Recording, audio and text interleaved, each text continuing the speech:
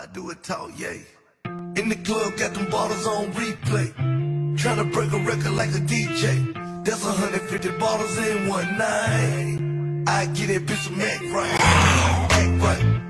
Act right. Money don't fold, is it act right? Act right. Act right. Nigga playing games, get that act right. Going, back to the bay. Rest in peace, man, Dre. I'm a street nigga, all I do is talk, yeah. Want me in your city, nigga, know they gon' pay. I ain't looking for a free throw, looking for a free go. Cuban link chain on my neck, with a kilo, nigga just violated. Bitch, 32 is B.O. On the real nigga scale, 1 to 10, you a 0.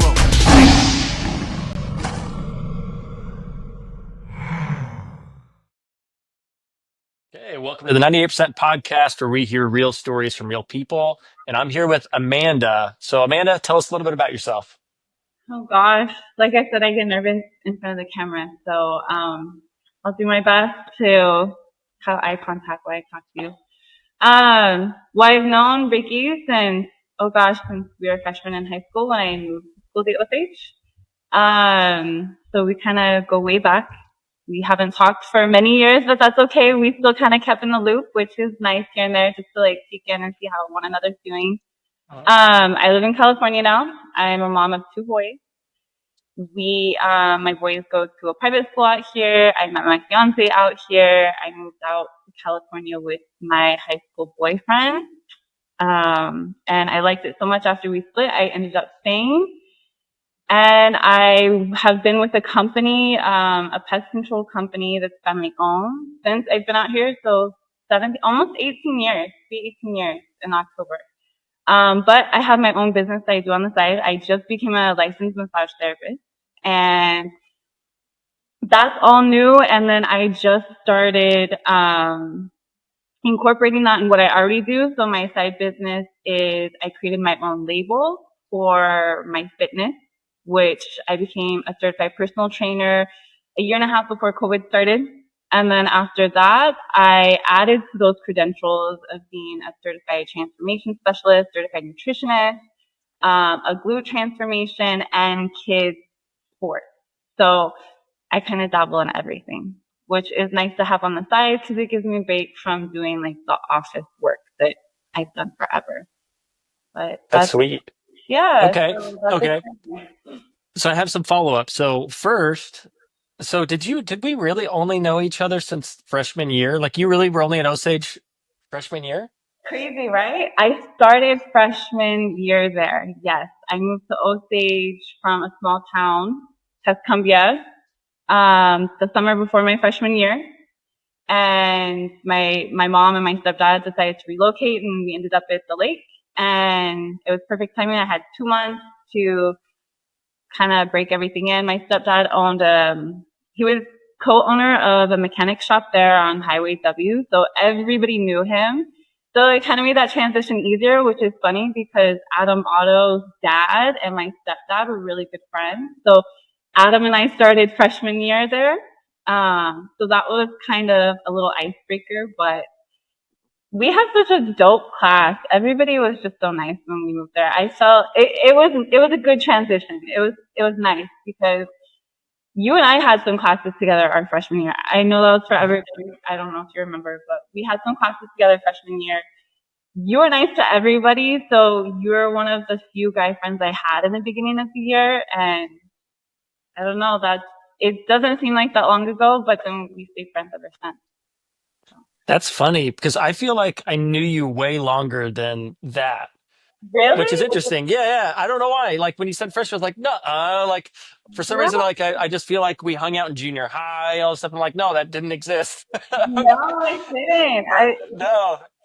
It Yeah. just goes to show you like how good our friendship was. Like it feels like it's been longer than what it really has. But it's crazy to think it was just freshman year, but it really was. I think we had Yeah. English or something together freshman year is where I first met you. Yeah, we had a few classes together. I remember that for sure. And it's funny that you said I was the nicest because I feel like you were like the nicest. Because I don't know why. Like you were just like you were just like super nice. So, like we would just chat all the time for fun. I felt bad because what I remember the class I remember that you were in for sure with me was like the class I did nothing in. And that was, do you remember journaling class? Do you remember when we had to Yes, do the journal stuff? I do. I would, Of course I do. I would show up and I would sleep every morning. The whole time, I was like, wow, he's. I had no words. I was impressed, and you ended up passing the class. But it's like, okay, I'm awake. Let me do my work, and then you like go back to sleep. I'm like, I'm coming here every day and stuff. I It's was, just like you. it was so bad. And it's funny because like I do podcast interviews now. It makes no sense that I wouldn't have been, but like I only signed up for it because they told me like, because I was pondering on college and they were like, well, you got to get another, English credit or something like that. I think journalism fell into that. So I was like, fine, I guess I'll do that. And then I had like my one journaling thing that I had planned, and that was like to interview Mr. Kyle and the music group. And then after that, I had no ideas. I had no idea who I wanted to interview and what I wanted to do. And I just felt bad because everybody's working. I'm just like, I don't know what to do. I'm just going to rest. So I just And you slept. did. You did, but even your interview, I remember in journalism, I remember it being like this great article that ended up being posted in like the school newspaper and everything. I'm like, what the heck? Like, where did that come from? But it just goes to show you. And the only reason I took that class was to, I mean, I wanted to work in sports journalism when I went to college. And then I remember asking you why you were in that class because it was a small class. We didn't have that many kids in that class. Uh-huh.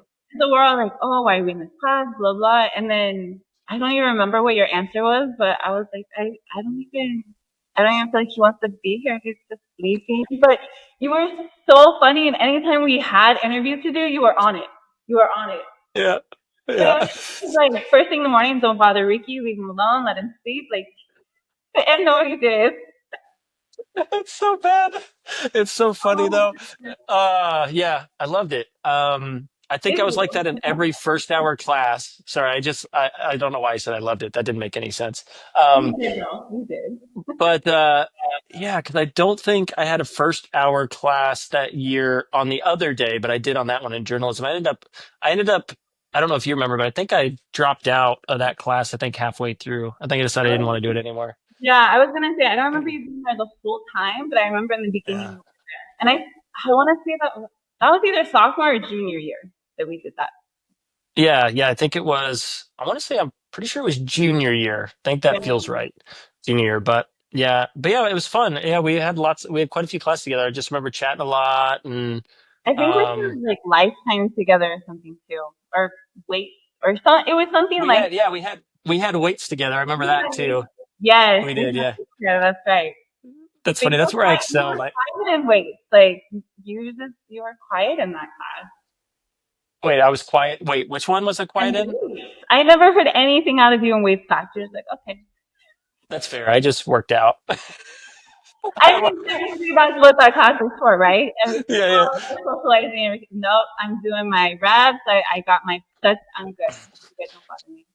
Yeah, it's funny. It's like hit or miss for me. Like I'm either very extroverted or I'll be reserved, and I still do that to this day. And it blows people's minds. Like I work in learning and development for this company, and like they're used to me. Like one of my peers is just used to me like talking all this and doing all this stuff, and then it's like okay, we go to this thing, and I'm just quiet the whole time, and they're like, what are you doing? And I'm like, Gentlemen, I'm I'm just kidding. taking in information. Like I don't feel like I need to ask or talk or do anything.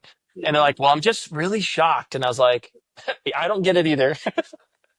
Like, just roll with it because I promise you, I'm listening. I'm taking it all in. We're good. Just let me have this moment. Exactly. Exactly. That's awesome. Okay. So let's see. And it's funny. So you said you moved out to California. So was that with Justin? Yeah, it was with Justin. I Wow. well, because we were together from freshman year, literally like a month or two in a freshman year, all Yeah. of high school, all of high school. Okay, so Yep. that's like all I knew. Um, Hmm. and I knew he plans on going to CSUN. He got accepted into CSUN. So he'd already planned on coming back to California after graduation. And I was like, you should apply. I'm like, oh man, out of state? Like I've never left Missouri.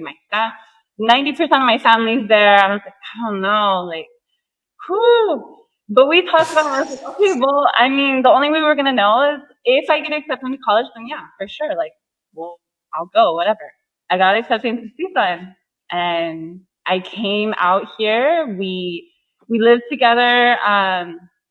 I think we were only together a few years after high school because I didn't get to start CSUN though, which was a bummer because my mom was sick.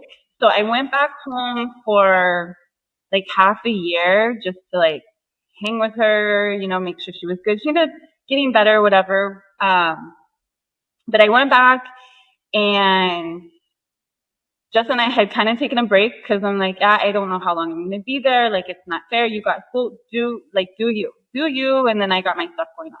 I wasn't going to school. I hated the fact that I moved back home. I ended up having a really bad relationship with my mom after that. My mom kicked me out, and then I moved in with my sister. My sister and I butted heads. That didn't work out. Love my sister. We have a great relationship now, but she ended up kicking me out at the time, and I was like, damn. So, oh, sorry. I don't know if I'm supposed to cuss on this. That's okay. You can say whatever you want. I'm sorry. And then I moved in with my best friend at the time. And then she found out, she was like, why are you working so much? I was working 4 jobs, 2 being full time, because I wanted to leave Missouri again. And I wanted to get back to California. Like, I was done with it, right? Well, she found out she's like, okay, well, why are you working so many jobs? And I was like, because I want to go back to California. That's how bad I want to go. I'm saving up. I have a goal. I'm going to be there by this month, et cetera, et cetera. I don't know what happened. She was one of my childhood best friends. So upset about it. So she kicked me out. And I was like, oh my God, I'm going to be homeless. I'm working all these jobs. I'm already never home. So getting a place was out of the question. I lived in my car for 2 weeks. I lived in my car for 2 weeks. Because Wow. one, I have too much pride to ever ask for help. I'm still that way. And 2, I was like, dang, I'm saving all this money to go back to California. I don't want to blow that money and get an apartment or whatever. I was like, I'm constantly working. I'd work like 18, 19-hour days between all my jobs. Every day, one full-time job, part-time job after that. So, after that, my grandparents, I don't know how they found out, but they found out I was living out of my car, and my grandparents were like, nope, I don't want to hear it. Like, come over right now, after work, whatever, bring your stuff. And I get there, they unload my car. I lived with them for 4 months, and they were phenomenal. It was like living with my parents, but they were phenomenal. They helped me get everything in order, made sure like I was eating, I was at work on time, I was hardly ever there anyways, so I was always working. And then I saved up and I made it back. Well, I saved up my money, and what's crazy about that is Justin and I had kind of been talking, and I was like, yeah, I'm going to come back to California. Like, I'm going to apply to community college out there. I need to go to college. I'm working really hard to go back. We'll see what happens between us, blah, blah, blah. And then I was like, oh, you know what? Like, I don't have a cell phone anymore. And that was like a whole thing. And he's like, oh, okay, well, like, I'll help you out with that. We'll worry about it later. I'm like, cool. So he hooks me up with like a cell phone, and then we start talking on the regular. And he's like, oh, his mom has a business out here.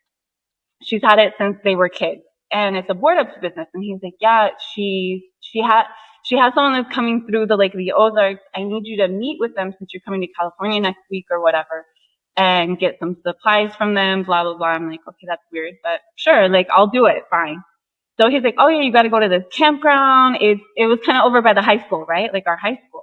So I went over there, and I'm standing there, and I'm like knocking on the door. I'm like, no one's coming. I'm like, what the heck is this? And so the door opens, and it's Justin.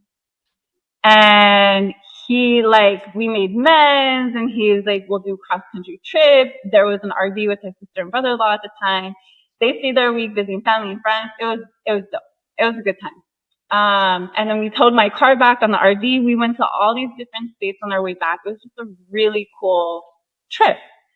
And so we made amends. We were together a few more years. He was going to CSUN. I was going to Pierce College, which is a community college out there. We were both working all the time. Our schedules were different. It didn't work. We ended up splitting up. I loved California so much. I ended up staying. And then that's where I met my fiance who I'm with now, and we had kids together and we moved to a different area of California. But I actually met him because he was the UPS guy at the office I still work at now. Nice. So I know it's crazy, but Yeah. it's funny how everything just kind of falls into place. And we've been together for 14 years. That's been a while. Wow. Yeah. That's wild. It's so fun to like look at where you're at now and then follow all the little things backwards, like all those little instances and times that like if I didn't do this or if I didn't say yes or if like all those things wouldn't have led up to now. And that's mind blowing. It's always mind blowing to go back like that. It is. I love hearing stories like that too. I mean, I like telling mine obviously because it's my story, but I'm like, man, like I was pretty much homeless. I had a bad relationship with my mom. My sister and I were bad. We're good now. Like I lost a best friend. I was working myself to death. I'm like, I have a goal and that's what it takes to get to my goal. Like whether Justin and I were going to be together at that time, I was like, I'm going to California regardless. Like I had a new car. I was going to drive out there. I was going to road trip. I was going to do the whole thing. I mean, he saved me the road trip of having to do it by myself, but and then it's crazy because it's like, okay, we kind of grew apart, which is fine. I learned a lot from him. Like he learned a lot from me. We grew together, then we grew apart, which, sometimes is normal if you're with someone for so long, like, especially with kids. We were kids. Mhm. Um, I was single for a really long time. And then Ricardo, my fiance, he was our UPS guy at our office for many years. And I'm just like, okay, I see you, but I don't see you. And then we just started talking one day, and the rest is history. So it's crazy to think like, okay, now it makes sense why everything happened the way it did leading up to that, like struggles and you know in and out of colleges and trying to figure out where you wanted to be. It's interesting. It is. So then what was that transition like for you then? Because I'm thinking about like a small town Tuscumbia gal all of a sudden going to California. Like what was that like? Shocking. Yeah. um, I don't want to say I eased into it, but I kind of did because Justin has told me he's like it's a big shock. It's gonna be a culture shock. He's like things are different from a girl who grew up in the country versus like city, or valley, wherever we are moving to out here. Cause when I was at Tuscumbia, I was there K through eighth grade and our class only had 14 kids in it. It's a very small town, but everybody knew everybody. Obviously the town's bigger now, but we had 14 kids in the class. So my transition from there to freshman year Osage was like, whoa. I was like, I have to be nice to everybody. I'm gonna get stomped on. I'm not gonna have friends. Someone's gonna shove me in my locker. I don't know what's gonna happen. But then Osage was a good transition because my stepdad had graduated from Osage and all his siblings. So people kind of already knew us too because of my stepdad. My stepdad played football for Osage too. So like, there was a little history there, which was nice for the transition. Um, and then from there, I feel like that prepped me for California in a way, even though it's like, okay, it's Osage, but you gotta think like Tuscany to Osage, Uh-huh. California. And then now it's like, I wouldn't change it for the world, but who would have thought when I was a kid, like, oh, she's gonna go to another state? Like, no, I'm from Missouri. I'm gonna stay in Missouri, like little hometown girl. No, it was different. So right after high school, Justin's like, just come out for a week, vacation or whatever. We'll hang out, stay with me. So we did, actually, Josh Scott and Alexis and Tabor Messer and then Jay, we Mhm. all flew out there and Justin was already out there. I think Jay might have been out here too. So the four of us flew out. We stayed for a week. We did all the touristy things. We saw the Hollywood sign, went to the Santa Monica Pier. We did all of it. And I was like, nope, I'm done. I'll pack my stuff when I get home after this week. I'm moving out. So I started shipping stuff out there and I sold my car and whatever I couldn't take, I left at my parents' house. And then I stayed out there for a few years until my mom got sick, and that's when I went back for a while. So Wow. it was a shock. It was interesting to try to drive out here. I think was the most challenging because I kept calling it highways. It's not highways out here; it's freeways, and we're talking like 4, 5, 6, 7, 8 lanes. And from Missouri, it's like, oh God, and there's really rush hour traffic and people are rude. And it's just, I think that was the biggest shock was the traffic. Not anything else. Yeah, Everything else was breathtaking. Everything else was awesome. But you know, when you're makes sense. 18, you see it from a different eye. Like, yeah, I It's want to so get out true. of my hometown. Like, let's go. Let's see what's out there. Exactly. That's awesome. Okay, and it seems like we've already answered some of these questions, and it looks like so we already answered how you know me. So let's go start with which you mentioned stuff about your childhood, but let's go back to the beginning and what was growing up like for you? Growing up for me, I mean, that's, it's, I don't even know how to explain. It was fun. There were, you know, tragic moments too, because my parents divorced when I was young and I was really close to my dad. And then I didn't see my dad actually, I didn't see my dad until I made that second move to California. So from second grade, so when I was like 8 years old until I was 21, I didn't see my dad at all. Unfortunately, my dad was, him and my mom didn't get along. They had a really nasty, not relationship. They kind of ignored each other, but the divorce was messy. So that Uh, was kind of traumatizing, because not having my dad in my life was, it was hard. It was hard. And then my stepdad came along and I give him props because he filled some really big shoes. You know, I had to learn to go with him, to ask him things and do things, and bite my tongue again because I have a lot of pride. I'm like, oh, I need help with this, or oh, I need you to do this. So for me, I was a tomboy growing up. I was always playing sports. I rarely played with the girls at recess or did sleepovers. Like, the boys would be like, oh, Amanda, let's play basketball at recess. Cool, I'm there. Oh, Amanda, let's play flag football. Cool, I'm there. Like, it was always, and then the girls would sit in there and they'd be like, oh, why does she get to play with all the boys? And whenever they started having crushes and stuff, it's like, oh, let's go to Amanda because, you know, she's good friends with all the guys. And I'm like, man, I'm paying like matchmaker for everybody's a little kid.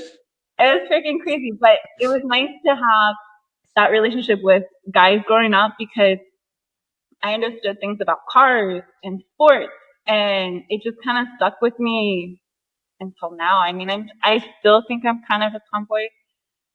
I think that's why I was blessed with two little boys too. Thank God, because if I had a girl, I had no idea. Like, I'm sorry, I didn't start wearing makeup till high school. I can't help you there. Half the time, I brush my hair. I'm gym clothes, and my hair is up in a mess. I can't help you with that. Like, so that's a blessing in disguise. But I never really hung out with my sister. I have an older sister and a younger brother. I always did stuff with my brother and like his friends because they're like, "Oh, Amanda will play football with us. Like, come play football." Like, okay, I'll try. Be gentle. Or it's like, "Oh, Amanda will go out sledding or ride four wheelers with us." So I always did that stuff. But that's when I got to a point like I had to bite my tongue and actually ask my stepdad for help. I'm like, oh, you know, it's time for me to get a car. You're a mechanic. Like, can you come with me? Like, pros and cons. Can you teach me how to drive? Sophomore year of high school, I ran for sophomore candidate for court warming, I think, with Jason. God rest mhm. his soul, but that was a beautiful time. And I had to ask my stepdad, I'm like, okay, well, I need a guy's opinion. Can you come with me? My mom's small. I have to figure out a drive. He's like, yeah. So like he was always there. Then our senior year, like, court warming and homecoming, I ran for queen candidate. And you know, in homecoming, you had to have your dad with you to walk across the football field, do that whole thing. I'm like, oh God, he's not going to do it. He's not going to do it. So he's like, yeah, of course I'll do it. I was like, you're going to put on a suit? Like, you're always in mechanic clothes. I've never seen anything but like jeans or your hunting gear or whatever. And he's like, if you want to do this and you got nominated, of course I'll do it. So like, he got me the Corvette. He drove the Corvette through the parade. He did my signs. He walked me down on the field. So my stepdad too is going to rock. Again, I'm a tomboy. So like, I would go hunting with him. I would go and do like all that stuff. Um, in high school, like, I didn't really play sports because I developed a heart condition. Even now I still have to take it. You know, I know my limits. It's something you kind of learn as you get older too, especially when you're a certified personal trainer.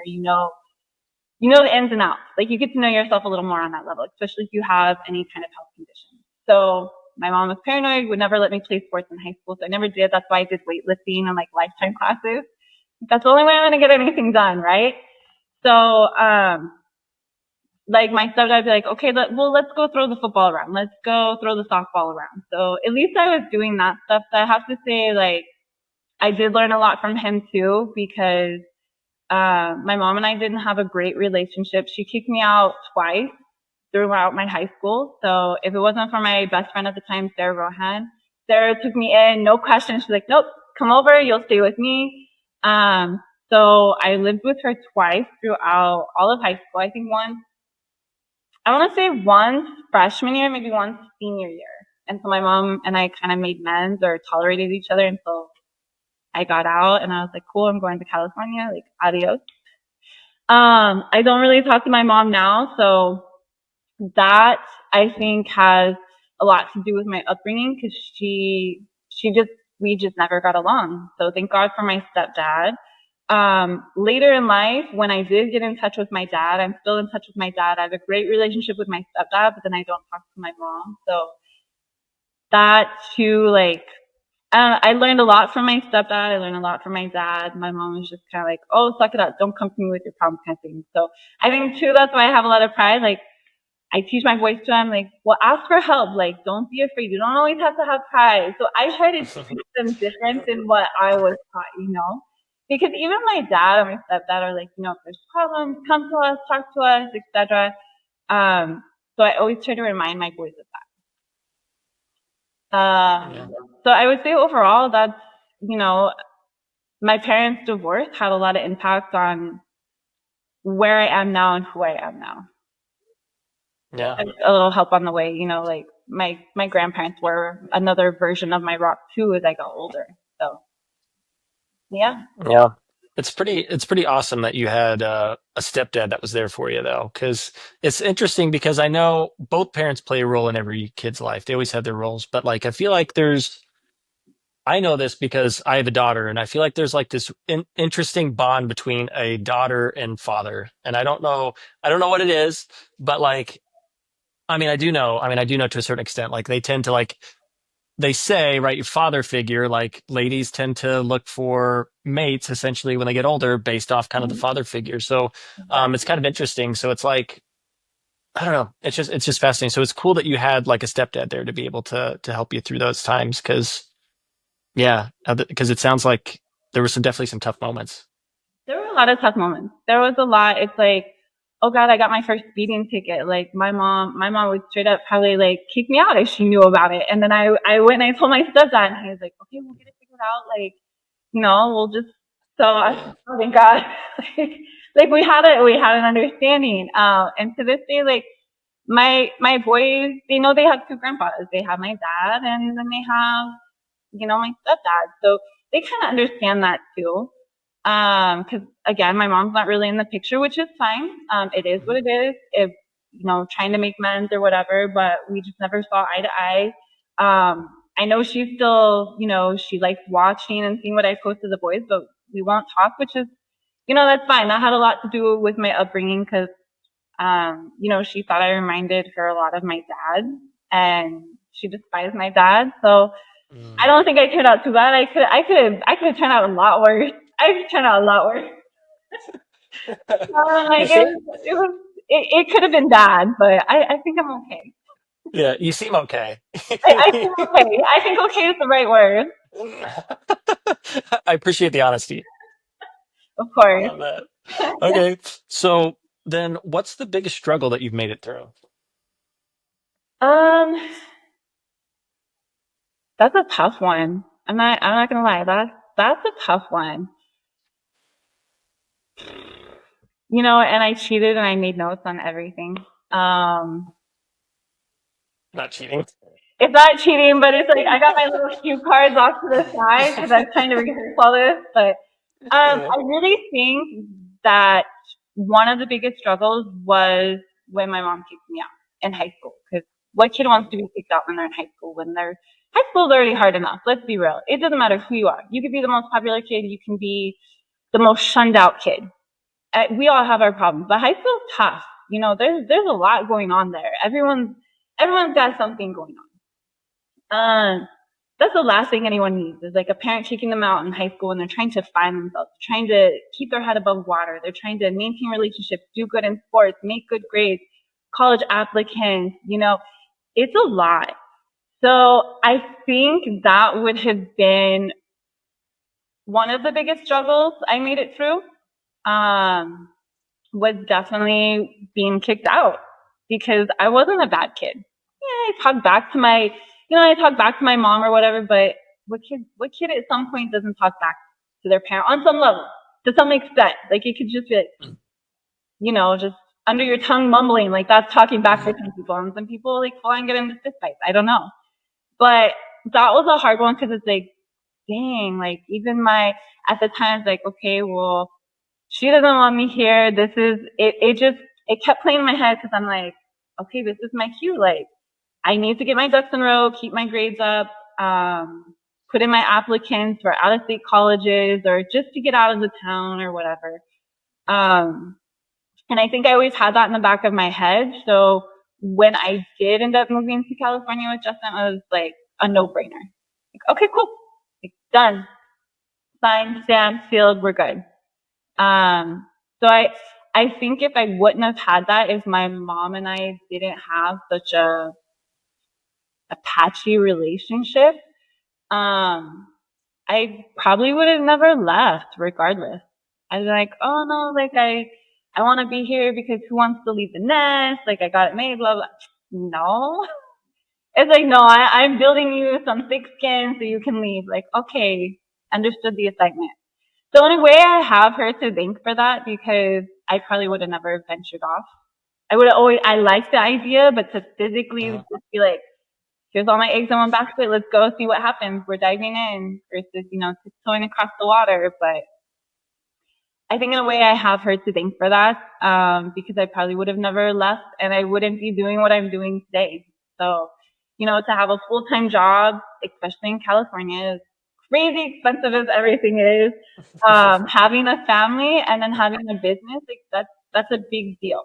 Like I said, I could have turned out a lot worse and God only knows what I would have turned into. But again, in a way I have her to thank for that. So yay, the tough skin.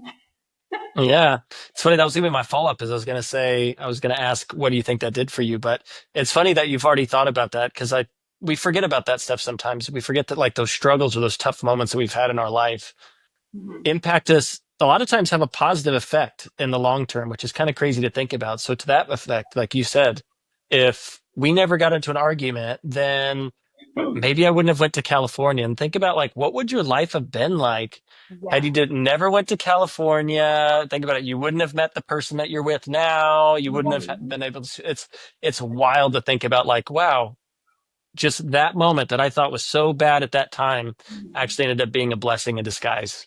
It really did. I mean, actually, all three times around, because the twice in high school, that was just like more fuel to fire. Like, okay, like this is God's giving you a sign. Like, just take it, understand it. And then, coming back when she was sick, and then having to be kicked out again, just like, okay, well, this wasn't meant to be. So let me just kind of couch surf for a minute, and then get things figured out. And because if we wouldn't have had that, I probably wouldn't have left the second time around.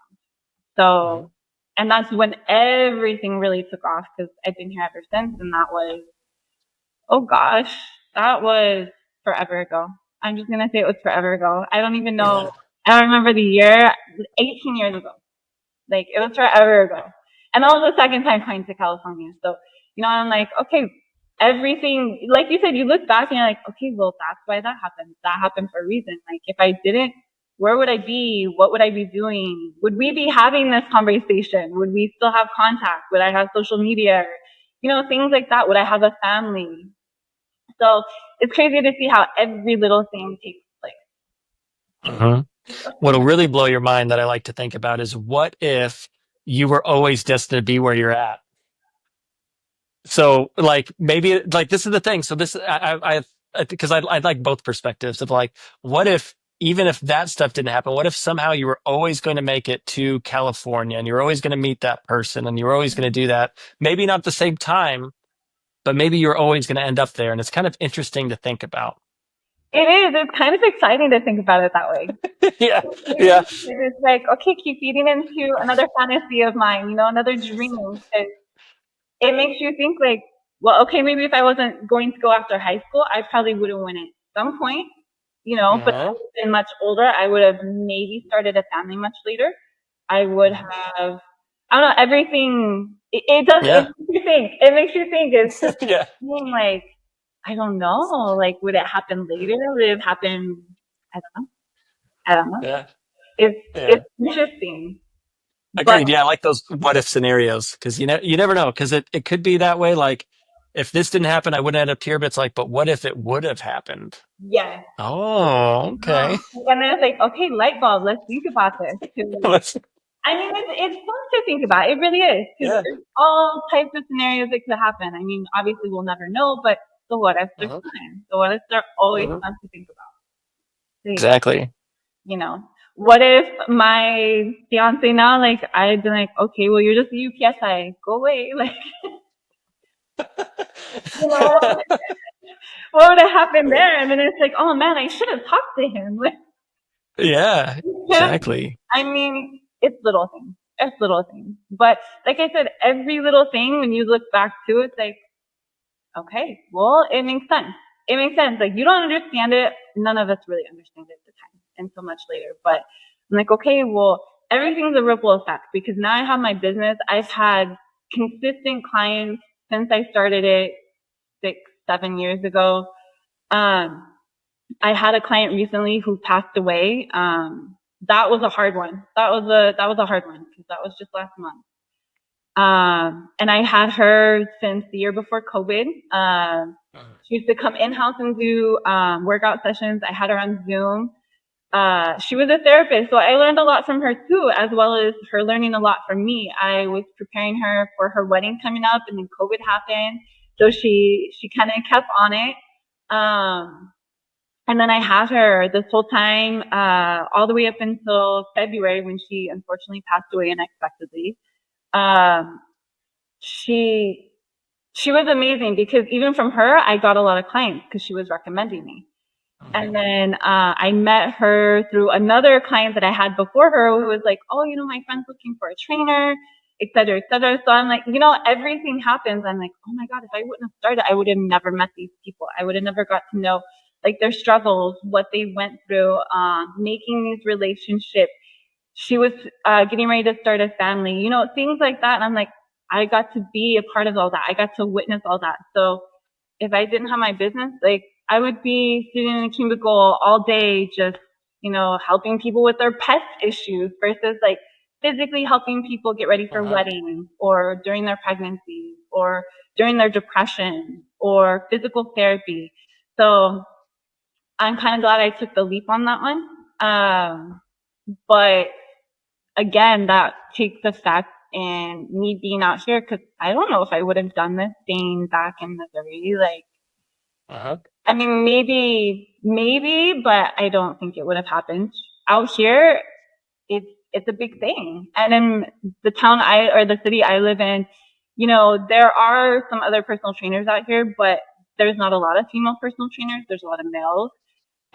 So it's different. So like I do a little bit of everything. So I have elders who come in. I have teenagers who come in. I have youth that come in. I have, again, women that are pregnant or women that are getting ready for their wedding or so, anything, anything. So I think about that too, cause I don't know, California kind of gives me that extra push for some reason where I'm like, okay, you got to try it. You got to try it. Everyone's trying this or everyone's doing this or California is known for this, the health and fitness or world or whatever. So give it a try. See what happens. Like if it doesn't work out, then try something else. So I'm glad I had an itch for that and I stuck to it and everything found its place and I built phenomenal relationships. I've seen kids and women and men and everyone just blossom to their highest levels and it's therapeutic in a way too because a lot of people, it's more than just lifting weights and talking about your nutrition. It's like, this is where you let it all go. You let it all go. You tunnel vision. You zone out on your depression or what happened at work today, or you have a headache, or, it's little things. You're going through something. So it's a lot more than, to me, it's a lot more looking at it than just the fitness aspect. And again, I don't think I would have done that if I would have stayed in Missouri, because I don't think I would have. It would have never crossed my mind. So something about being out here and seeing how the world is out here, because every state's different. You get vibes, you get different energies from every state, and I think it was just meant to be at some point. I like that. So have you thought about, so you mentioned it a little bit, but so why is what you do so satisfying? Because it makes my heart happy. I get I get a good way to explain it is I get like a high off of it. It's like my high. I look forward to it. It doesn't matter how I feel. It doesn't matter if I wake up. My first client is it. Some of my clients come at 4 a.m. Okay. Sometimes I go run a mile before that, and then boom, I'm back by the time they start their session. My latest client could be like 8 o'clock at night, but I do it 7 days a week, and people are like, why do you work so much? Like, you already have your full-time job. Because I like it. I like seeing people push themselves. I like people seeing that there's no limits to what they can do. I like people saying, oh, like I have joint pain, or I'm coming back from recovery. I'm not going to be able to do that. Here we are a month later. Look what you're doing. Like, look what you're doing. You don't even realize it until you're doing it. So I like seeing people doubt themselves and get hesitant with reaching out, because it gives me a high. I'm like, okay, we're going to do something about this. But we don't dive all in. I'm just, I'm not one to fully rip the Band-Aid off with some of them. It's a way that I like seeing people find themselves, because they get a level of confidence, or, they get good reports back from their doctors, or they're weaned off depression medication because of it. And that's the best thing for me ever. Like, that's why I keep doing it. I'm like, there's a client that was on anxiety, and she was going through depression, and a few months in, she's like, guess what? For the first time ever, I don't have high blood pressure. I got weaned off my depression medication. My anxiety levels are down. Like, it's just the whole thing. My very first client, 72-year-old woman, I prepped her for the LA Marathon. Right before COVID happened, she got to do it, and she finished it. She came back. I helped her in so many ways, but it was more of me guiding her. It was all her that she didn't know she could do, because for a long time, she was telling me, like, I slept in the guest bedroom of my house, which is on the bottom floor, because I can't go upstairs to my bedroom. I'm coming back from double Achilles surgery. I haven't been upstairs in years, blah, blah, blah. Cool.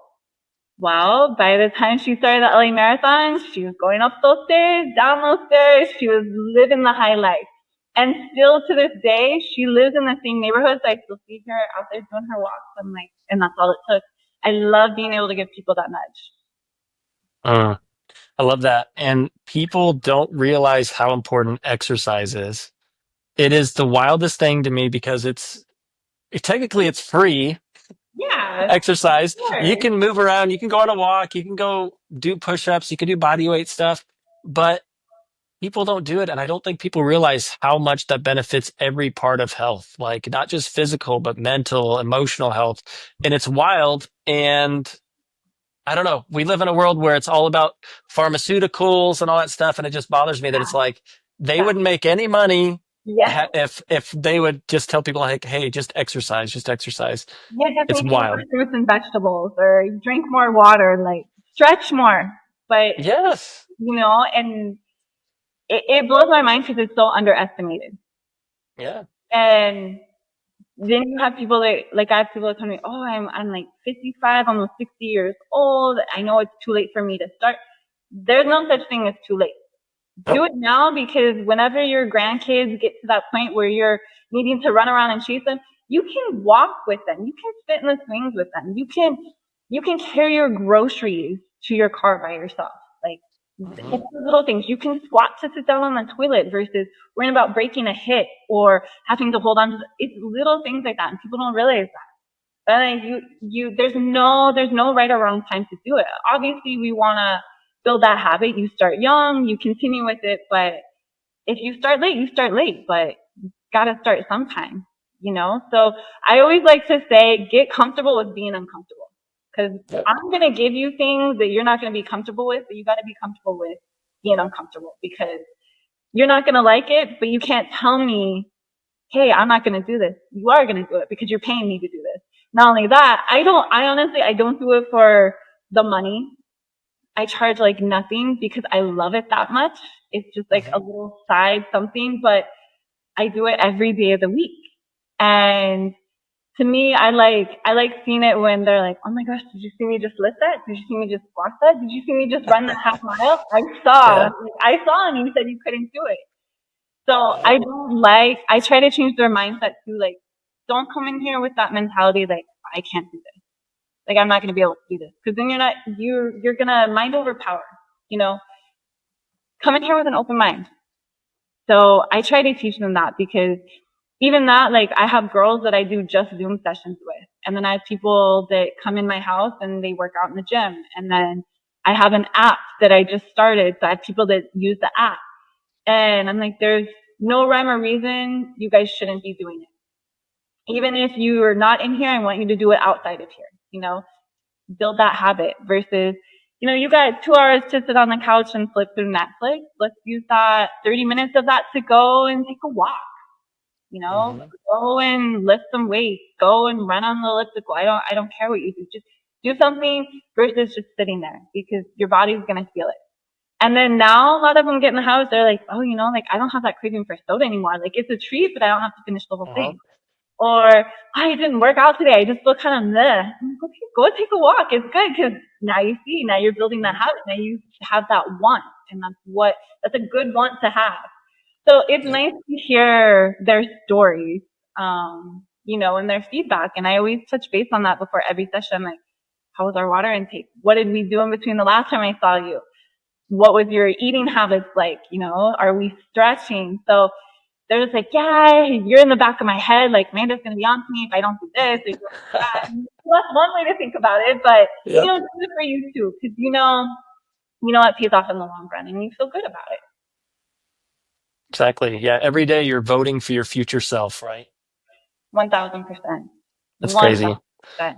Yeah. It's when I have so many people on this podcast too, and it almost always, every time we get to the struggle topic, almost always it revolves around exercises, how they found a way through it. And it's the wildest thing. And some of it is, like I said, physical issues, some's emotional issues, some are mental issues. And it's just wild to hear people talk about like, yeah, I found CrossFit or I started doing this or this. And it's just like, it's amazing to hear, but it's just, it's funny. No matter how much we put it out there, like everybody knows exercise is good. Like everybody knows, Yeah, but when you get people to actually do it, yeah, it's a game changer, changes people's lives. absolutely. Because when I first started doing it, the company just sold because he moved to another state. He had it going for a long time. It was Valor Fitness Clothing. And I found him through my photographer. And long story short, his base was it was nonprofit, but the reason he started is because he was homeless for like 5 or 6 years, and he became this really wealthy guy doing, you know, starting this clothing line called Valor. And the meaning behind it is all those profits would a certain percentage would go to the homeless and the recovering addicts for alcohol and drug use, etc.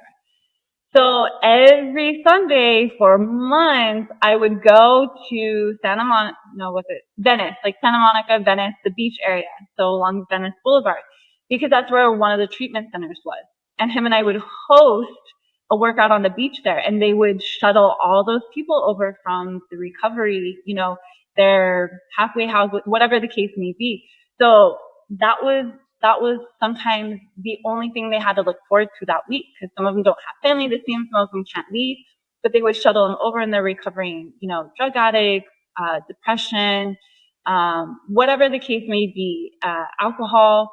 So it was nice to build those relationships. I still have relationships with some of those people I met doing that. And it's kind of nice because, you know, they come up and they shake your hand afterward. They want to take pictures with you. And you're just like, whoa, like, this is crazy. Like, I didn't do Right. anything.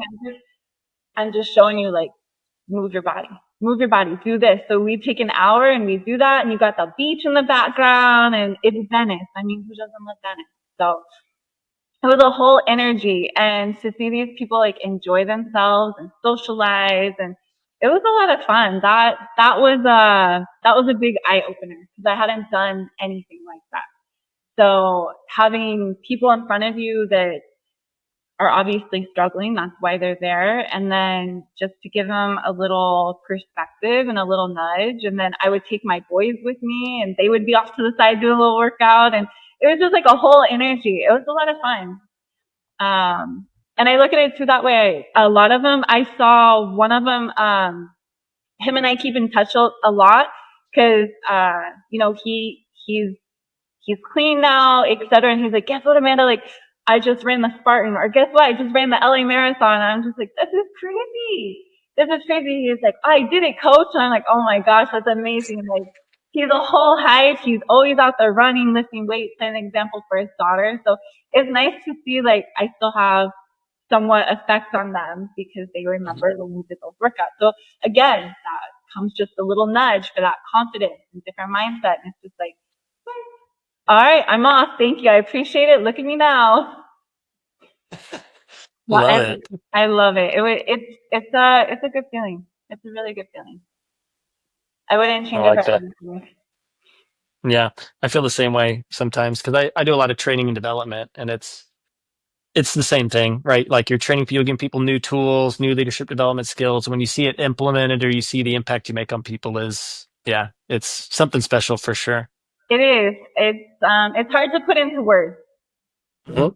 It's just, it's like you just have to know how my heart feels. Like it's a whole, I'm so excited for you kind of thing, you know? Exactly. Yeah. Yeah. Okay. So now what's something you're currently going through? Hmm. I don't know if I answered that one. Um,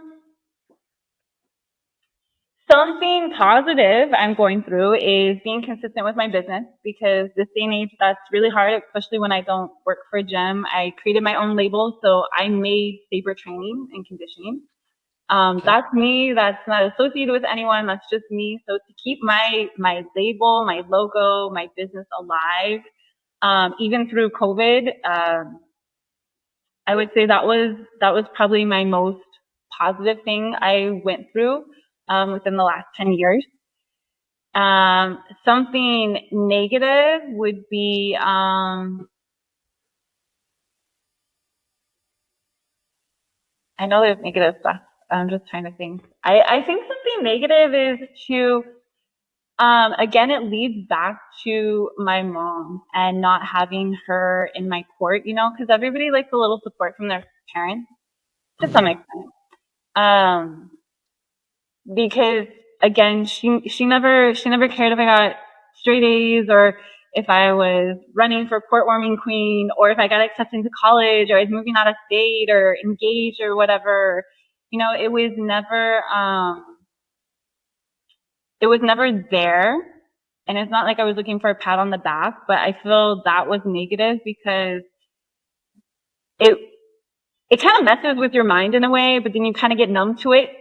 So I feel like if we would have had a better relationship, I don't know if it would have changed really anything, but it would just be nice to not have that negativeness between us, that separation. Because that's a hard one to explain to my boys as they get older, like, oh, why don't you talk to your mom or, you know, this or that. Because I know it's going to happen one day. They already ask questions. I'm just like, well, where did that come from?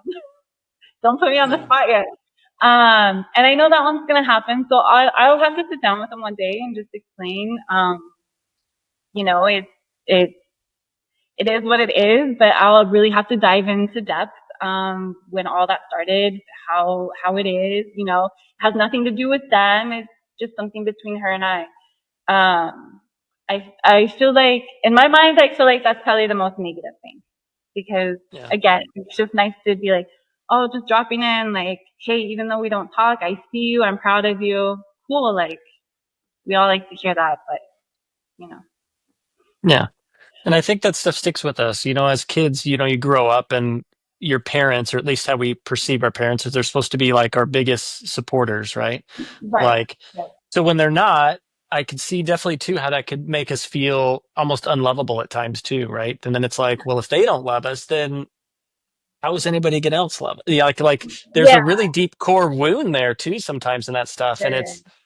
it's Well, crazy because I think, yeah, exactly. Yeah. And then the older you get, I don't know if that necessarily goes away. I think it lessens because we get maybe stronger, more resilient. But at the same time, I think there's probably always that thing there in us that we always want, our parents' support. We always want to know that our parents have our back. So it seems totally logical for that sure. to be something that feels negative for you. Yeah. Yeah. I mean, I'm sure there's other negative things, but that's just one that always sticks with me. Like, it doesn't, to me, it's like, okay, it doesn't matter what I do because I'm not going to get hey, you're doing a great job. You're working you have your full-time job. You're running your business. You're a full-time mom, and then it's just, obviously I hear it from my dad and my stepdad, friends, things like that. And it's great. It's a good feeling to hear, but then it's like, oh, that one person I want to see if they notice or they're watching or to hear it from. And it's usually a parent, but that's okay. It is what it is, but I have tons of support. So, Yeah. So curious question. mm, Okay, you ready? well, So here we go. this is something that I've heard, and I think it's fascinating. Is it's like our strengths, like the things we do really well, the things we strive for. There's almost always like a shadow to that. Like there's almost always like a reason that we've done it, and I'll explain it. So like for instance, like you've mentioned a lot that you're like a go-getter. Like you go, you achieve, you do all this stuff, you accomplish a lot of things. But do you ever feel like the shadow side of that is like trying to prove to like your mom that you're worthy? Like that one day she's just gonna say like you've done enough? I think so. I think that's where it Yeah, stems from. Um, yeah, yeah, when you put it in that perspective, yeah, yeah. like you said, it goes to the core. And Uh-huh. we don't realize a lot of the stuff we do day in and day out, that it comes from that. So it's like, oh, I did this today. I helped someone with a flat tire that was trying on the side of the road. Or I was, I helped this kid who was hurt, or, something like that. And it's like, okay, well, if she would have known I did that, would she be like, oh, high five, like, good job, I see you, or, and that's always in the back of my mind. It's always in the back of my mind. Cause I'm like, I know she's watching. But, Yeah, it's like, okay, I know you yeah, see me, but I guess that's yeah, enough. yeah, But like I said, you think you would be used to it, because it's been since I was a little kid. Um, yeah, and again, like I said, I could have turned out a lot worse. I, you know, there's all kinds of possibilities. So not turning out so bad, but I feel like it's never going to be up to that standard. Cause I think too, like, she has a good relationship with my brother. And it was always like, my brother this, my brother that, let's go to this. You have to go to this for your brother. Oh, your brother got this award or your brother did that. And then it was kind of the same with my sister too growing up. So I saw how she was with my sister for a good minute. And then with me, it's just like, carry on. Okay. I'll have the thick skin. Like, and I think that's why I've always been like I said, I have her to thank for it in kind of a weird sense yeah, because, it adds fuel to fire. It's just like, okay, well, I'm going to do it regardless. Like, I was shown to keep this to myself, be a go-getter, focus on this, get this done, because it doesn't matter. So you might as well make the best out of all of it. You might as well go as hard as you can. You might as well keep your grades up. You might as well stay tunnel vision, etc. So in a weird way, I have her to thank for that. And that's fine with me because, um, I feel like it changes my mentality a little bit, and I apply that mentality to my boys and my business and my clients and things I do in friendships and everything else. So it's not necessarily a bad thing, but like you nailed it. You said it comes from the core, and we always carry it with us. So yeah. yeah. It's interesting. Yeah, I've pondered that for myself quite a bit. Because that's why I like asking random questions like that. Because I'm like, it's kind of fun to think about because it's like because a lot of times and there is, right? There is like this valor or this stuff like within what we do. Like it's like we're doing this thing for people, but also like at the end of the day, a lot of times we're doing things for us. And sometimes it's, yeah, to compensate. Like I think about something that I've been trying to put together and think, because I'll share mine. So since you shared yours, I should probably share Yes, mine too. I love it. Yes. Um, but when I think about it, like, so I learn a lot and I teach and I train and I develop people and I have a really good skill for that. And, when I think about, because I was trying to think about like, because I heard that on a podcast. So I started reflecting like I love doing that. I get satisfaction that I'm really good at it. And it's like, well, why are you really good at it? And I start thinking, before you know it, you're like, nap, you know what? It's probably because I didn't feel like I fit in. Like I didn't feel like I knew anything. I never felt like I was enough. You know what I mean? So then when you come at it from that place, it's like, that's why I'm constantly learning. That's why I get obsessed with like, yeah, learning and teaching and helping. It's like, it comes from a place where I really want to help you. But at the same time, like that's the selfish shadow side of it, is it's coming from a place of like feeling like you're not enough. And it's really interesting. And I was talking to someone about that actually today, which is really funny.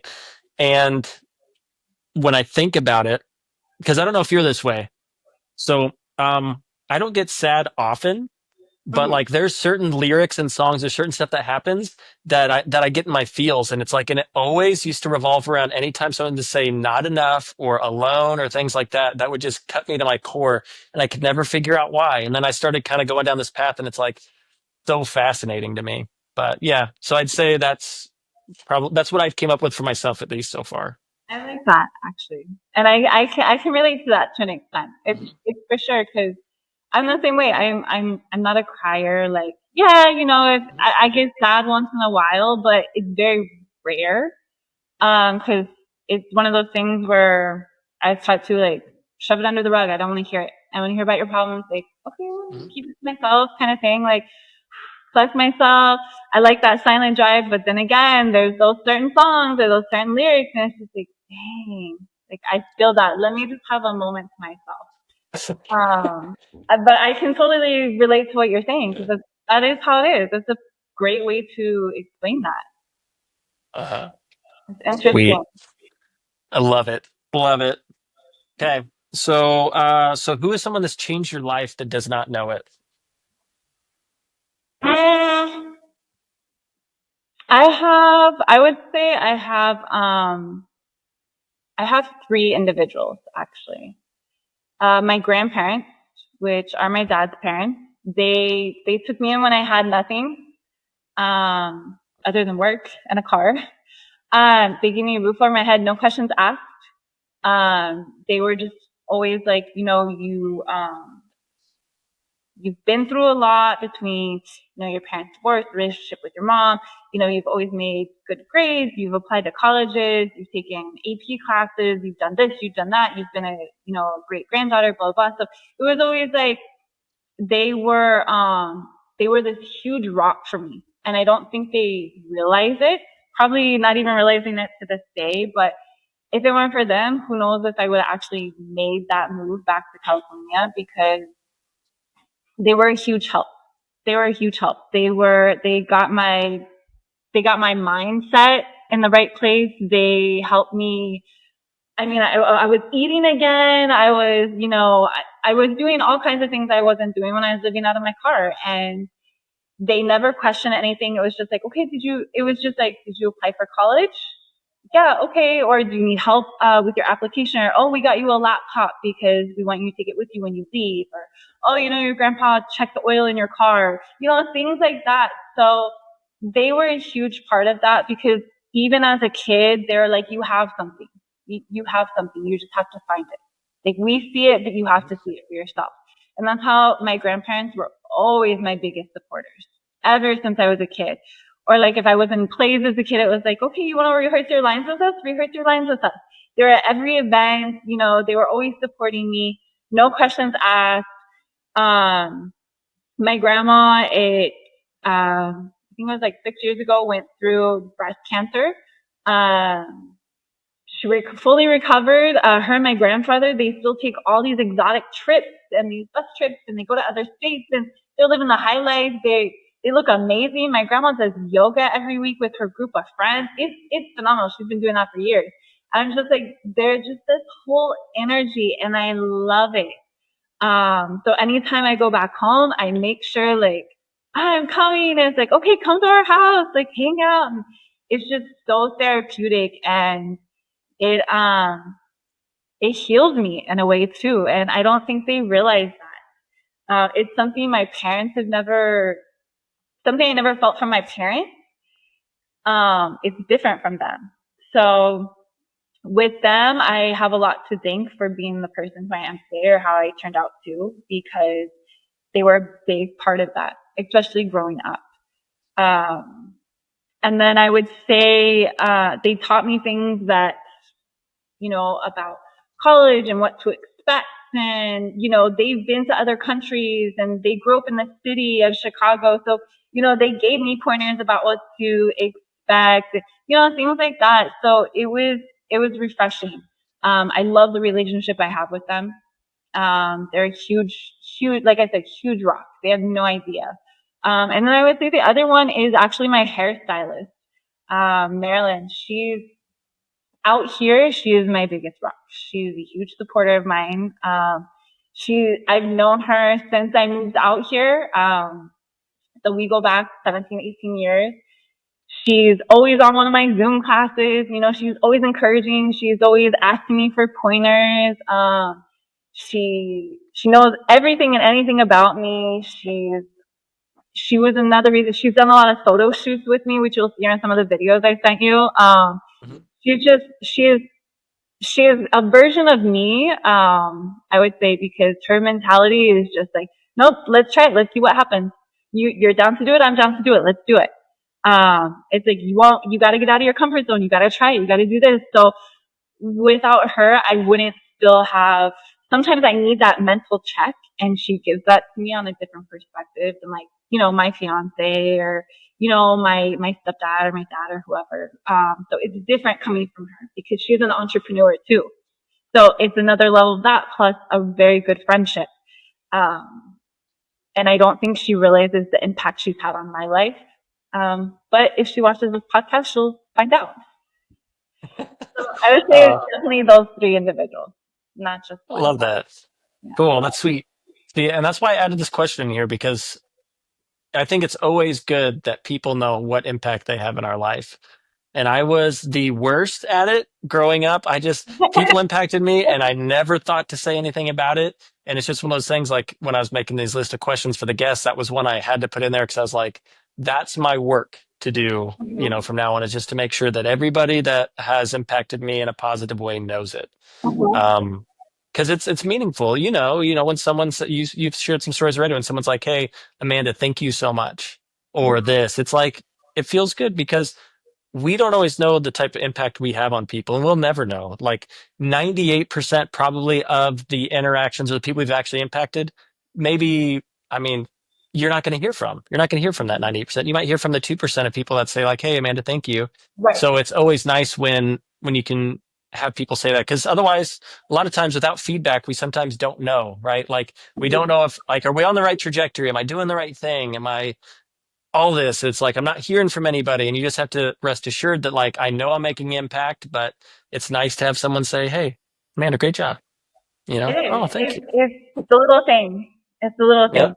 The little things go a long way. And especially as entrepreneurs, people don't realize that unless they're an entrepreneur. And it's just like, dang, like, I wish someone would tell me, like, am I making a difference? Are they enjoying what they're doing? Do they hate me? Like, just tell me something, So it's the little things. The feedback, I value the feedback so much. So much. It's a big part of it. Yeah, it really is. Okay, so what's a skill or talent that you could share with us? Oh, well, as a personal trainer, I like being able to share extensive knowledge of fitness, including exercise technique, program design, nutrition. I like helping those clients achieve their goals and some of them beyond because, sometimes once they achieve those goals, we set new goals. Um, I like that they can also inspire, with that, it inspires and it motivates individuals. It's like a ripple effect, like I said earlier. I think personal training is something that everyone's gifted with. I know that sounds ridiculous, but I feel like it takes the right mentality because you have to push all of your shit basically aside. Whatever you have going on, you got to push it aside. And whatever your client's going through, that's your problem now too. And your goal is to help them get through that. And maybe, therapists can relate to that too. But I feel like whenever it comes to physical fitness as a personal trainer, you have to be willing to do that understanding. You have to be willing to know how to support them, give them a supportive environment, a positive impact, achieving things.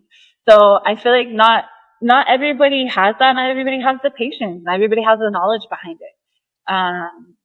So I feel like that's a talent that I don't really know if that's a talent. Maybe that's not a talent, but I'm gonna say it is. I mean, I think it's a talent. Now, my next question is, do you think your skill and talent in that space, do you think it was innate or do you think it was learned? The tough questions, Ricky. Dang. I don't know. Maybe learned. Maybe learned. I'm gonna say learned. I think but then again, I think I've always had it in me. Um, but I think I've added to it over the years. I feel like there was still stuff to learn and adding on to it, if that makes sense. Mhm. So it could go both ways, honestly. Yeah. Especially going over this topic.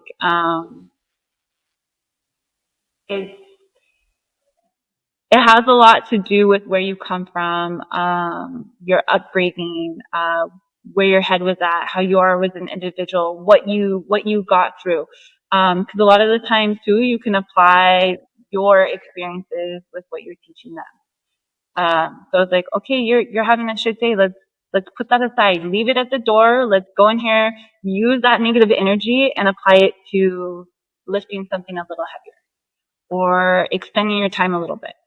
So I feel like that question, I feel like it could go both ways, if that makes It's sense. fair. That's the safe answer. That's a safe bet. That's a safe bet. That's a safe I'm one. just kidding. I mean, I agree. I think there's a little bit of both. I don't know if I'd say you probably have preferences, right? So I'd say you probably were born into this world having preferences maybe towards something like that. Yeah. But to your point, I think a lot of this stuff to be where you're at was learned at the same time. So yeah. Lessons learned, like they say, lessons are learned, some harder than others, but Mhm. I feel like too, a lot of people's, triumphs and struggles have a lot to do with how they are today. And they apply it in whatever they do. That's a lot of people's jobs kind of fall through with that or, their businesses. And it's like, oh, why did you do this? Well, it comes from this of me doing this or me seeing my parents do this, etc. So I guess there's really no right or wrong answer. It depends. It depends on, what it's about. Yeah. You're right though. When I think about training and developing and facilitating trainings, like a lot of the stories, the stuff that hits home are all the stories that you have had, right? That we've had as an individual. I think that's funny. So it's like the experience actually is what really plays a factor in a lot of how what you teach comes across, right? Being able to say like being able to know, like, I know exactly what you're going through. Let me tell you a story. Or being able to say, like, just really be able to have that experience. That's, I think, at the end of the day, I think that's what the people want to hear because they want to know like, oh, you've done this too, or you've been through this. Because you know as well as I do, there's people that are inauthentic that'll tell you what to do and they don't do it. I think one of my least favorite things, and sorry if anybody's out there like that, but I've seen personal trainers that aren't in good shape, and I'm like, how can you be a personal trainer and not be in good shape? I mean, I get life happens sometimes, so maybe that's something that happens, but that's an example of where I'm like, you got to live it, right? Like you got to, Mhm. I don't know. Whatever you're teaching, you gotta be a walking billboard for yourself. Yes, agreed. The thing with doctors, like if my doctor looks obese, I'm sorry, I'm not gonna take, I'm not gonna take physical advice from you on what I need to do. Like, Okay, well, maybe don't exercise. Let me give you some painkillers for that. No, no. Or, it's things like that. Like if I'm going to go to a dentist, I don't want half your teeth missing. Like you're not a dentist I want to go to. It's things like that. Same with, hairstylist. Well, your hair looks like crap. Why would I trust you with my hair? Like you are your own walking billboard. It doesn't matter if you're lifeguard, if you're a truck driver, whatever it is, whatever you do, you have to be that billboard for yourself, especially as an entrepreneur. We all know that. Like you are your own advertisement. You have to advertise. You have to look the part. You have to be the part. And that a lot of the time, especially in the fitness field, I do see personal trainers that I'm like, there's no way. Nope. I'll run a mile when you run a mile. How about that? I'll go do a triathlon whenever you do it. Like, don't, yeah, it's great if you can coach it, but apply it. Don't just preach it. Apply it to yourself as well. Mhm. So, Great. Okay. So what's something you're learning about currently that you'd like to teach us? whew, what am I learning about? Well, my newest thing here is, I am a certified massage therapist now. Okay. That I feel like kind of went hand in hand with my nutrition certification and also my personal training because, the physical, the mental, um, taking care of yourself. Because a lot of us, we don't, especially as adults, we don't take the time to nurture our body. We want the best for our kids or our parents or whoever, our clients, whatever the case may be. But at the same time, it's like, again, I'm preaching that, but I'm not taking care of my body. Maybe I should go sit in the sauna like I'm telling them to. Maybe I need to go and give therapeutic time to my body to relax, to rejuvenate. And I feel like too, that's been, when I started taking those classes, that was a big mind, eye opener for me because I preach it to my clients all the time, but then here I am doing, 6 days a week, workouts or running, but I'm pushing them like, oh, maybe you need to go and get a massage. Maybe, maybe you need to do this. I'm like, dang, I don't do that stuff for myself. Like, I go hard, but do I take care of my body? Do I let it rest properly? Do I get to relax? So that was, as a personal trainer, you teach that too, but it's different when you're doing it as a massage therapist because I like that my massage therapy and my personal training go hand in hand because I remind them like, hey, you need a massage. Like, don't forget to take time to yourself. It's like, it helps them with their joint pain. It helps them relax. It helps them forget whatever is going on out there. Like, okay, cool. You blew your steam off. You took that negative energy. You blew it off in the gym or in one of our sessions. Now it's time to just fully relax mind, body, and soul because if we're suffering from anxiety or depression or whatever we do physically for work, we need to take that time for ourselves because if we don't take care of ourselves, how are we supposed to take care of our clients, our kids, our spouse? Again, we have to set that example. So if we're teaching that, we need to do it too. And I think that was the hardest thing for me was a rest day is fine. Take advantage. If I'm going to teach them to take a rest day, well, Amanda, you got to do it too. Like, let's take a rest day. Let's know it's okay. Like, active rest is fine. You want to go for a walk, go for a walk. But you need to relax too. You need to have, get your muscles worked on. You've earned it. You've done this, you've done that. So learning that and then having to teach it to clients. And whenever I do massage sessions, I have to remind them like, you should do this at least once a month, every 2 weeks. Your body needs it. You don't realize how much you need it. And then they walk out of here like, wow, I haven't had like that release in my shoulders in a long time or, things like that. Or, oh, I haven't been able to walk on my feet properly. I guess I just needed this. So it's little things like that. I think that was an eye opener for me, but that's something I've really honed in on these last 6 months was take time for yourself, no matter what. Okay. Okay. If you had to give us like a little 15-second pitch on why we need to get a massage right now, what would you say? God. Um, Gosh, this one. That's a good one. That's a good one. Oh Mhm. man, the pressure's gonna apply. Um, No excuses. Take care of yourself. You need to relax. You need your body work done. Just do it. Just do it. Most people don't like being touched, but you got to get out of that comfort zone. This is one of those things. So you need it, do it. Get it done. Take an advantage, set aside 30 minutes for yourself. Otherwise, what are you going to do? You're going to lay in bed for 30 minutes and play on your phone? No, take that and go get a little mind, body, and soul for yourself. That sounds Yeah. horrible, but you know the gist of it. That's, Okay, I'm sold. yeah, see, okay, it There you works. go. Thank you. Sweet. You're lying, and I appreciate that. That's great. Okay. So now, what are you doing for fun? Um, for fun. Oh my goodness. I go running with a group of girls a few times a week at 5 a.m. We all run our mile before I start work or start working with clients.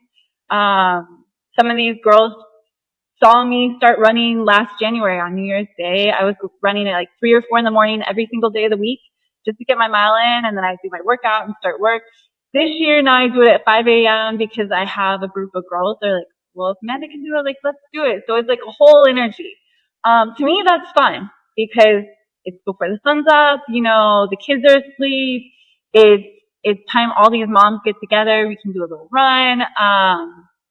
So like I said, we hold each other accountable, which is nice because, these women are nurses too. So, they need to get their mind right. They need to ground themselves. They need to take time for themselves before they go in and do like their 12-hour shift.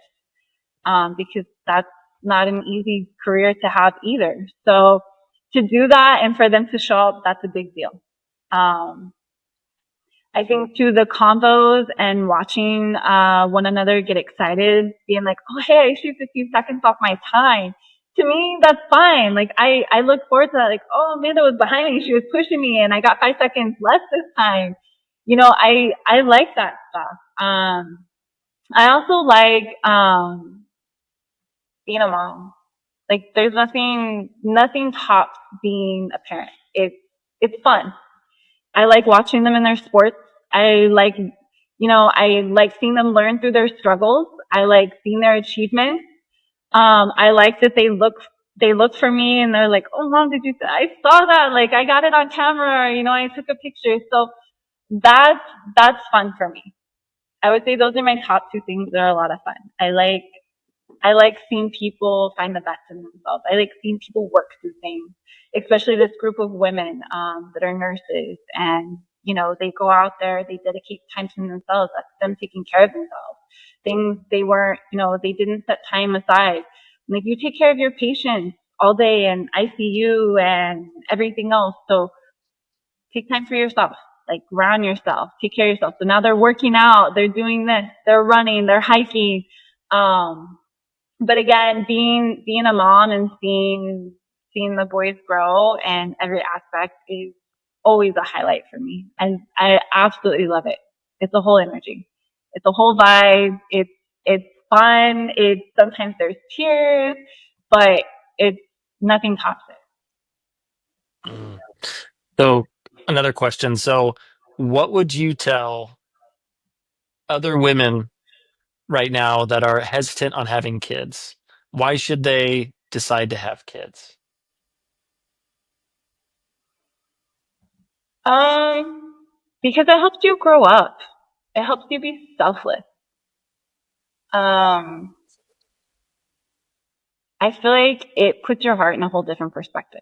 I feel like you stop focusing on the selfishness, like, let's go party all the time, let's go drink, let's be couch potatoes. No, you gotta be physically and mentally, you don't have to be physically and mentally ready for it. You're never gonna be ready for it, but you're gonna dive all in. That moment you have your child. And it's something you'll never regret. It's beautiful and you never know what to expect. It's a learning process from the get-go. You're not going to always have it figured out, but that's the beauty in it. And you learn a lot of the time to be selfless. You learn, okay, well, it's not me now. Like, do I really need those new pairs of shoes? No, you know what? My boys need those shoes. Or, you know what? I'm going to take them to go do this. I don't really need to go and get my hair done this week. It's little things like that. And I think that's a beautiful thing. And I feel like it keeps an open mind. It sets a good example for the kids. You're making core memories with them, and nothing beats a core memory than with your kids. I like that. Yeah, I think some people are hesitant. I think what I've noticed recently is I feel like some people think that, well, I'm not going to be as free, or I'm not going to have all the freedom that I have now. That's one I hear a lot. Or I mean, I can barely take care of myself, or like I just hear things like that. And I don't know. I don't think I've ever met someone like personally that I talked to that was a mom or a dad that's like, I regret having kids. I don't think I've ever heard that Yeah. ever personally, because usually it's always a similar thing like, oh man, I can't imagine not having kids now. Like the amount of growth that I've had, even if we think selfishly about it, like I've grown so much from having kids. I'm way more self-aware now, right? Like there's just all these things that you just don't think about that make you honestly a better person at the end of the day, but a lot of people don't think that way. So that's why I wanted to ask you that question, because you said kids were fun for you, and I just thought that was something to dive into a little bit. It is. Like I was offered the PE position at my boys' private school. I turned it down, unfortunately. But, I was like, I'll substitute. If the PE coach is ever out, I'll substitute. But they know I'm a whole energy for kids. Like I love supporting them. I like seeing them get along. I like seeing kids push themselves. I like seeing them play as a team. Um, and I feel like when you see your kids go out of their comfort zone, especially when it comes to sports or boxing or playing at the playground even, it's, it takes a lot for you to sit back and just watch them be themselves and see what they learn and see how they develop.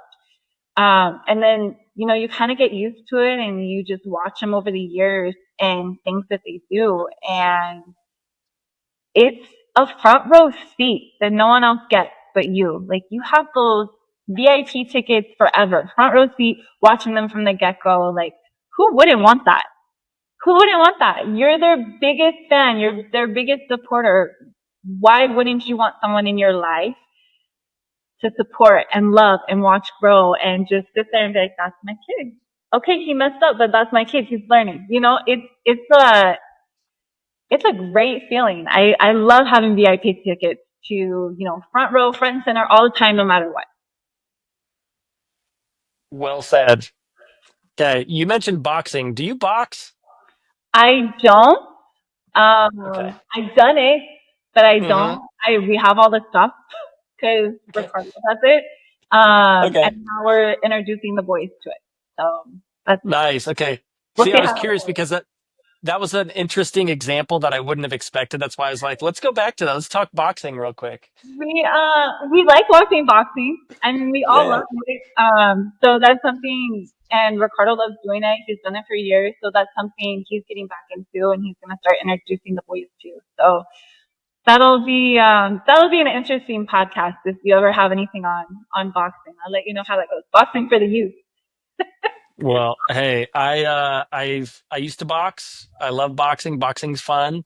And I was teaching Rachel to box a little bit too, my daughter, and Oh, she's fun. She's like a natural too. She learns really quick and she hits really hard for little girls. So um I'm nervous for the guy that she meets one day. She might be a little too tough for most. but Um that's no, okay. it's funny to That's okay. exactly, yeah, I exactly. think that to my dad. I like you. That's why I'm being rough with you. I love that. And watch, Okay. we'll probably get the guy into boxing. You never know. It's going to be a whole thing. It's a movement. It's a Yeah. movement. Who knows? It might be the best relationship ever because the guy will be totally afraid to cross the line. There you go. He was like, I'm always, what do you need? I'm there. I got What do you you. need? I got you. No questions Exactly. Okay. asked. Cool. So we've covered a lot today. So if we could make a story, so a title, what would the title of your story be if we went from when you were born to now? I think my title would be Flip the Page. Sounds corny, but every time you flip the page, especially throughout the story of my life, it's always something crazy. It's fun, exciting, it's tragic, it's it's all kinds of emotions and feelings. So every page you turn, you, you never know. You never know. So I feel like Flip the Page would definitely be the title of my life story for sure. Okay, flip the page. It's like a Yeah. never ending story. Exactly. Exactly. And that's how it should Okay, be. There should I be no like that. That's sweet. Okay, cool. I dig that. Okay, so we have two questions left. So this one is kind of like your, I know we've talked a lot about your business already, but it's like your 15 minutes of fame. So you can share your business, you can promote your socials, whatever you want. This is like your time. Or if there's any topics you want to discuss that we haven't talked about, this is your time. So the floor is yours. Okay. Um, we have an Instagram page. It's Saber underscore training. It's my business page. I created it. It has my highlights on there. It has my LinkedIn on there to fill out consultation forms for massage therapy, personal training sessions. I do Zoom sessions for those that don't live close or they're I work with people in other states too. Which is kind of awesome because my certification gives me that power to work with anyone around the world. So it's not just in one state or in one country. It's a whole universal thing, and I love that. I also have a TikTok at Saber Trainer, and then I think I have a Facebook.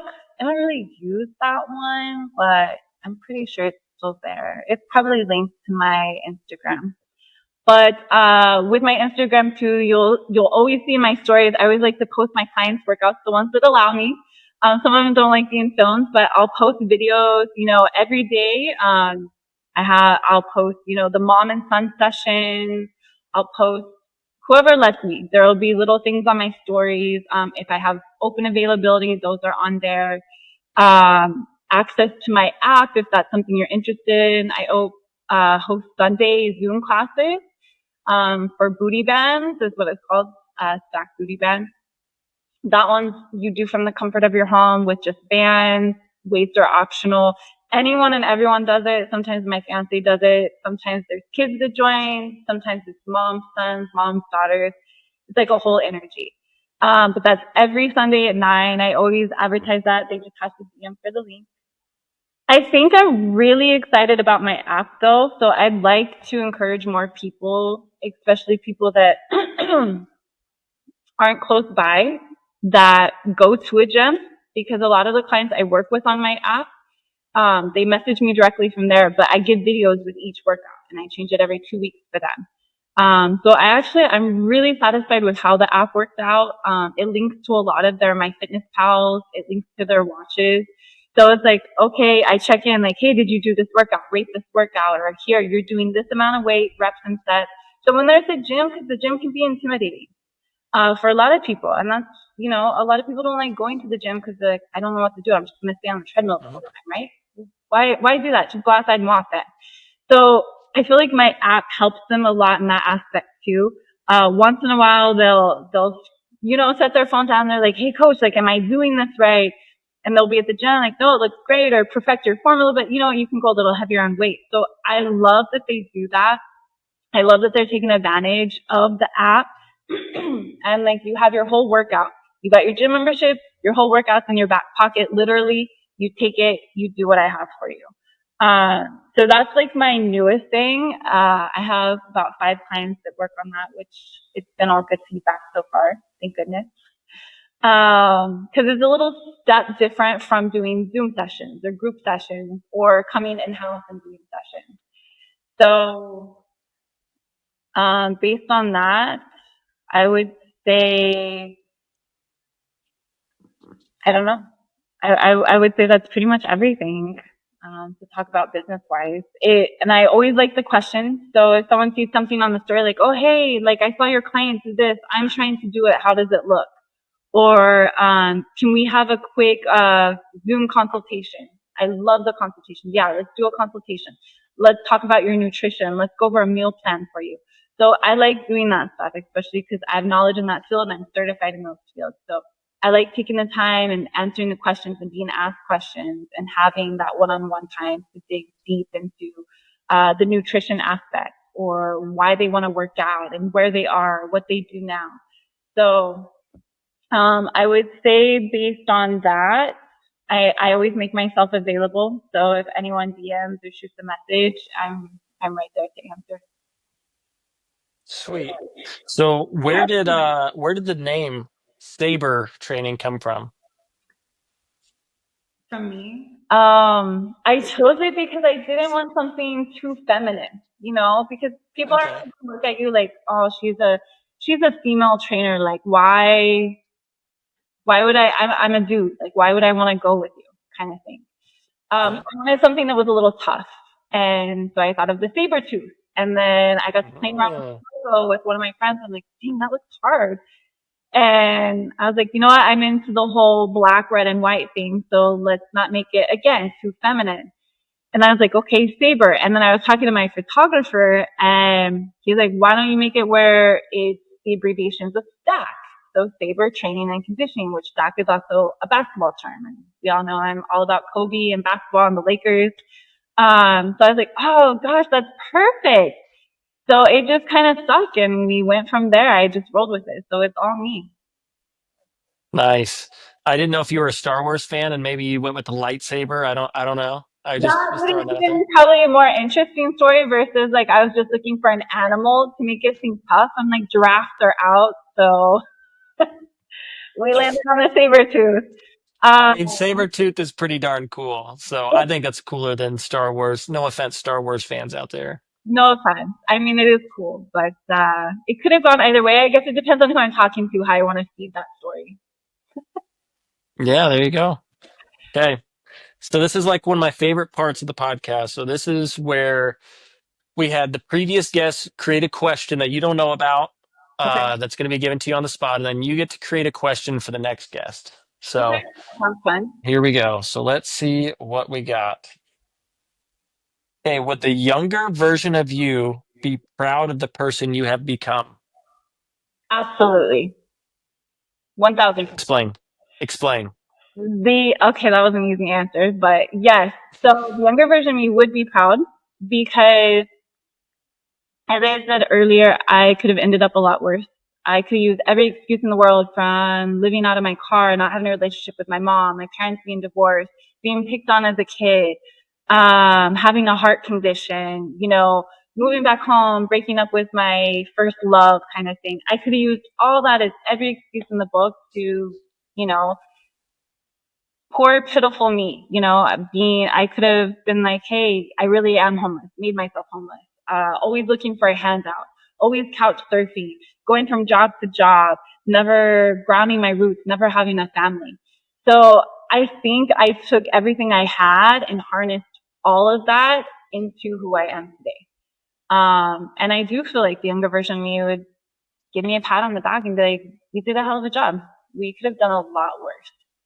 And even though there's always room for improvement, we're still making room for improvement every day. We're looking for new ways to approach our business or to teach our kids or new things to incorporate with our clients whom I love and I love seeing them blossom. I love seeing who they're becoming, especially the ones I've been working with over the years.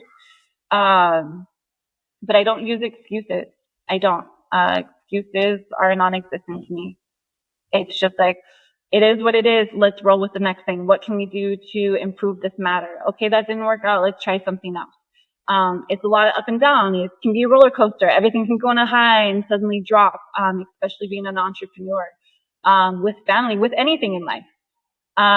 So again, I don't make excuses for it. I figure out other ways. And I think something as a kid that my younger self, especially my early 20s self, would be like, dang, we did good. You think your younger self would be surprised? Definitely.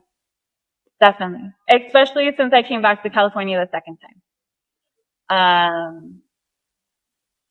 I think my younger self we wouldn't be looking in the mirror at each other. We just two totally opposite individuals sitting there having a conversation. Cause my younger self was how any younger self most people are. We're dumb. We were drinking. I smoked weed. I cheated on tests. I was a wild one. I would break curfew. I do this. I do that. And then I look at it now and I'm like, that person is non-existent. Obviously I don't do those things now, nor do I have a curfew for myself, but I have a bedtime for myself, which I respect. um, but I do think that's two totally different individuals. And I think it's really important too that at some point you sit down with yourself and in peace and you just kind of reminisce on who you were 10 years ago, 15 years ago as a teenager. And I like to think of it as you're having coffee with your younger self and give yourself some credit on where you are now compared to where you were. Totally agree. Yeah. A lot of people don't spend enough time doing that, like self-reflecting, thinking about the past, think about how they got where they are. Um, and I'm guilty about that. Like so I started like this journaling. So I learned from this journaling course a few years ago and I started implementing it. And I do journaling courses now with people just whenever I get time. But there's a part of it that is that I always think about that's a growth side of this journal. And it's like jotting down, like you set your goals and stuff that you want to accomplish, but then the whole purpose of it is to jot down every time you take steps in that direction. So if it was like YouTube channel, I want to start a YouTube channel, then it's like, okay, so you could start off, this is how many views I have, subscribers, yada, yada. Okay, cool. And then, in a month you check again and then you take moments to do that. And it's funny because you might feel like this, because I know I feel like this sometimes, is I feel like, man, I have not progressed at all. And then all of a sudden you look back at that like, okay, yeah, I totally have. I've progressed quite a bit. But it's one of those things, like we get so caught up, sometimes we forget to just stop and breathe and just think like, dang, it's nice to be here. Like, man, think about where I was. A lot of times we just do that. We're so fast paced. So I totally agree with that. That's good. We are because we never stop and give ourselves credit for anything. It's rare. And that's normal. I mean, that's how a lot of people are programmed. It's just like the fast pace, like get this done. I have a routine. I got to do this. I got a business. I got kids. I got family. Versus, okay, let me take a step back, breathe, and be like, I worked really hard to get to where I am. And especially as an entrepreneur, you get to points where you're like, man, I really need to change things up. I need new ideas, or I feel like I hit a plateau and it's just kind of stuck. It's not really going anywhere. I'm not getting new clients. I'm not getting, a new vision out there.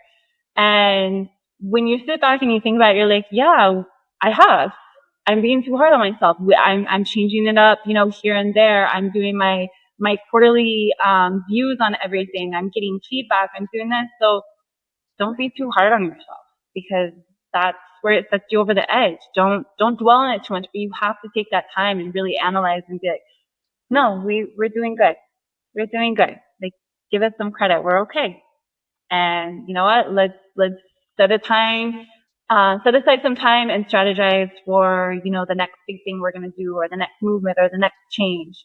So I feel like that's really important too. Yeah, I agree. Okay. So now what question do you want to leave the next guest? My question would be, what's the biggest life lesson you learn to sculpt yourself into who you are today? Okay, I like your little gym word you put in there, the sculpt. I think that's a fun little thing. I don't know if you meant to do that, but it was like, but it's funny because I've heard like versions of this question before, but I like you put sculpt in there. I was sitting here, I was like, oh man, I don't think he caught it, but you caught it. Okay, I can get one past you. Nice job, Vicky. That was good. That was good. That was good. I was like, Okay. oh, maybe got my little pun intended, so it's good. Okay. Perfect. Okay. Well, anything else, Amanda, that you want to share with anybody? No, I mean, I'm sure things will hit me later after we're done. I'll be like, oh man, I should have asked Vicky that, or we should have covered that. But no, right now, that was a really good. We covered a lot of topics. I like that. I like being able to Thanks. get some of my story out. It's nice. I agree. I agree. Everybody's got such good stories to tell. And it's funny because if I had $1 for every time someone like was like, "Oh, if I would have just said this, I would have some money." Because that's literally I get texts all the time like, "Oh, I wish I would have covered this. I wish we would have talked about this." I was like, "It's good. We can always do a follow up one day. This doesn't have to be one and done." See, I like that. I like that. That's good because it's an opener for the next time. I love that. That's perfect. And that's how Exactly. I was gonna end up having. I was like, dang, Ricky, I should have asked you this. Exactly. That's awesome. So, Amanda, I'm so glad that we got to connect and that you offered to be part of the to be a guest on the podcast. It was nice having you on here. It was an honor. Thank you for letting me. I really appreciate it. It was actually fun. It was good to I see you mean, too. I mean, it's been forever, but it was nice. It was like catching up a little bit too. exactly. It's been too long. It's funny. That's what I like about this podcast too, is I reach out to people I haven't talked to in forever. And it's like I purposefully am like, "Do you want to do a podcast?" Like, yes. I'm like, "Okay, good." And I purposely don't ask questions about what have you been doing? How have you been? Because it's like I want that to come up in the podcast because I feel like it makes for a good conversation because then I'm just as surprised on here, like, "Whoa, you did what?" Like, It does. cool. It makes it more genuine too, you know? So I like to Exactly. move that flows. It's good. And I love that you're doing a podcast. I think that's awesome. I love that. Well, thank you. I appreciate that. Of course. So, well, Amanda, it was nice having you on. Thank you. And I'm sure we'll stay connected. And who knows, maybe we'll do another episode here in the future. Sounds good to me. Thank you. All Okay. Well, I will see you later, Amanda. right. Thank you, Ricky. Bye.